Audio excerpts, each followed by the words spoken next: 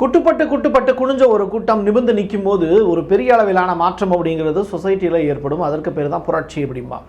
அப்படி ஒரு புரட்சி அப்படிங்கிறது காசாவில் ஏற்பட்டிருக்கு. கொரில்லா தாக்குதலை ரொம்ப பெரிய அளவில் தீவிரப்படுத்தியிருக்காங்க ஹமாஸ் அப்படிங்கிற செய்தி. இதனால் இஸ்ரேலுக்கு ஏற்பட்டிருக்கக்கூடிய பாதிப்புகளை தான் வரிசைப்படுத்த போகிறோம். ரெண்டாவது, ட்ரம்ப் கேட்டுக்கிட்டதன் பேரில் புட்டின் ஈரான் கிட்ட சில விஷயங்களை கேட்டிருக்காரு.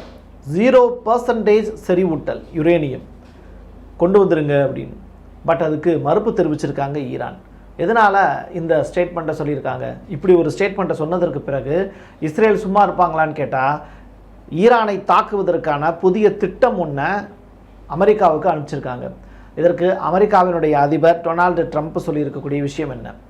காசாவில் இந்த சீஸ் ஃபயர் டீல் ரிலேட்டடாக தோகாவில் ஒரு மீட்டிங் ஒன்று நடந்ததில்ல, அதில் நிறைவேற்றிருக்கப்பட்டிருக்கக்கூடிய தீர்மானங்கள் என்னென்ன அப்படிங்கிறதையும், லெபனான் முழுவதுமாக இப்போது சிரியாவின் வசம் போகிறது.